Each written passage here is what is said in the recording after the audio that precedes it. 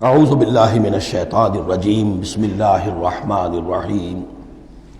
فبظلم من الذین ہادوا حرمنا علیہم طیبات احلت لہم۔ تو اللہ تعالیٰ کی ایک سنت یہ بھی ہے کہ کوئی قوم اگر کسی معاملے میں حد سے گزرتی ہے تو اس کو سزا کی ایک شکل یہ بھی ہوتی ہے کہ حلال چیزوں سے بھی محروم کر دیا جائے، حرام کر دی جائیں۔ تو ان لوگوں نے جنہوں نے یہودیت اختیار کی، ان کی اسی غلط روش کے باعث حرمنا علیہم طیبات، ہم نے بعض پاکیزہ چیزیں بھی ان پر حرام کر دیں، احلت لہم، جو کہ اصلاً ان کے لیے حلال تھیں۔ جیسے کہ حضرت یعقوب علیہ السلام نے اگر اونٹ کا گوشت کھانا چھوڑ دیا تھا تو اللہ تعالیٰ تورات میں فرما دیتے کہ بھئی یہ حرام نہیں ہے، یہ تو اسرائیل نے، حضرت یعقوب نے خود کر دیا تھا۔ اللہ نے کہا اچھا ٹھیک ہے، ان کی جو ہے یہ سزا رہے، ان پر جو تنگی ہے وہ رہے۔ وَبِصَدِّهِمْ عَنْ سَبِيلِ اللَّهِ كَثِيرًا، اور بسبب ان کے اللہ کے راستے سے رکنے اور روکنے کے، اللہ کے راستے سے رکتے بھی ہیں روکتے بھی ہیں،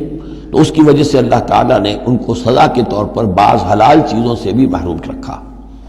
وَأَخْذِهِمُ الرِّبَا، اور پھر ان کے جرائم کی فہرست میں یہ بھی ہے کہ ان کا سود کھانا، وَقَدْ نُهُوا عَنْهُ، اور یہ کہ ہم اسے روک دیے گئے تھے۔ سود ان کی شریعت میں حرام ہے، آج بھی حرام ہے، لیکن وہ یہ سمجھتے ہیں کہ سود کا لین دین یہودیوں کا آپس میں حرام ہے، کوئی یہودی دوسرے یہودی سے سودی لین دین نہیں کرے گا۔ لیکن جنٹائلز کے لیے تو ان کا عام قاعدہ یہ ہے، گوئمز اینڈ جنٹائلز،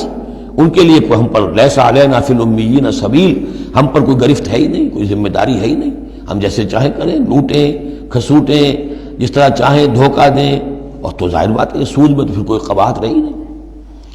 وَأَخْذِهِمُ الرِّبَا وَقَدْ نُهُوا عَنْهُ وَأَكْلِهِمْ أَمْوَالَ النَّاسِ بِالْبَاطِلِ، اور بسبب ان کے لوگوں کے مال ناحق ہڑپ کرنے کے، وَأَعْتَدْنَا لِلْكَافِرِينَ مِنْهُمْ عَذَابًا أَلِيمًا، اور ان میں سے جو کافر ہیں، جنہوں نے اب کفر کی بھی روش اختیار کر لی ہے، ان کے لیے ہم نے بہت دردناک عذاب تیار کر رکھا ہے۔ لَٰكِنِ الرَّاسِخُونَ فِي الْعِلْمِ مِنْهُمْ وَالْمُؤْمِنُونَ، لیکن جو لوگ ان میں سے پختہ علم والے ہیں، جیسے عبداللہ ابن سلام رضی اللہ تعالی عنہ،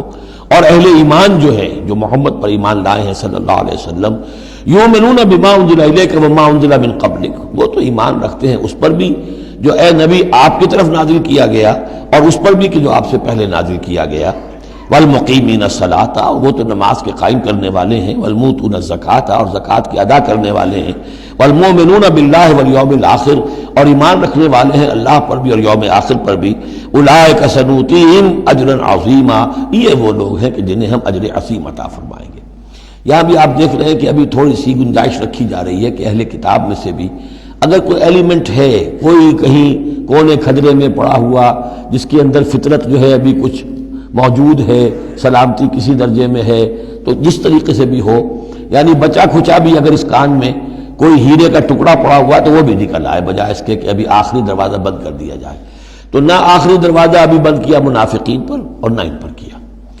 لیکن الراسخون فی العلم منہم، اب ان میں سے اشارہ کر دیا گیا کہ ان میں سے بھی کچھ ہو سکتے ہیں، باقی اہل ایمان کی روش تو یہ ہے ہی، والمؤمنون یؤمنون بما انزل الیک وما انزل من قبلک والمقیمین الصلاۃ والموتون الزکاۃ والمؤمنون باللہ والیوم الآخر اولئک سنؤتیہم اجرا عظیما۔ اب جو مقام آ رہا ہے یہ 23ویں رکوع کے شروع میں، یہ ان چند مقامات میں سے قرآن کے جس میں کہ انبیاء اور رسولوں کے ناموں کا گلدستہ آیا ہے۔ مثلا یہاں آپ دیکھیں گے پے بپے بہت سے انبیاء اور رسول کا نام لیے گئے، پھر ان میں سے بعض کی جو اضافی اور شانیں ہیں ان کا بیان کیا گیا، اور پھر بڑی اہم آیت فلسفہ قرآن کے اعتبار سے آگے آئے گی کہ نبوت کا بنیادی مقصد کیا ہے۔ نبوت کا بنیادی مقصد، فلسفہ نبوت، اساسی فلسفہ نبوت۔ انا اوحینا الیک کما اوحینا الی نوح، اے نبی ہم نے آپ کی جانب وحی کی ہے جیسے کہ ہم نے نوح کی طرف وحی کی تھی، والنبیین من بعدہ، اور ان کے بعد بہت سے انبیاء پر کی تھی۔ حضرت شیس علیہ السلام، وہ بھی حضرت نوح علیہ السلام، بلکہ یہ تو حضرت نوح سے بھی پہلے کے لوگ ہیں، شیس جو ہیں۔ اوحینا الی نوح والنبیین من بعدہ واوحینا الی ابراہیم واسماعیل واسحاق ویعقوب والاسباط، اور ہم نے وحی کی ابراہیم کی طرف، اسماعیل کی طرف، اسحاق کی طرف، یعقوب کی طرف اور ان کی اولاد کی طرف، وعیسیٰ وایوب ویونس وہارون وسلیمان، اور عیسیٰ کی جانب اور ایوب کی جانب اور یونس کی جانب اور ہارون کی جانب اور سلیمان کی جانب، وآتینا داود زبورا، اور داود کو تو ہم نے زبور جیسی کتاب عطا فرمائی،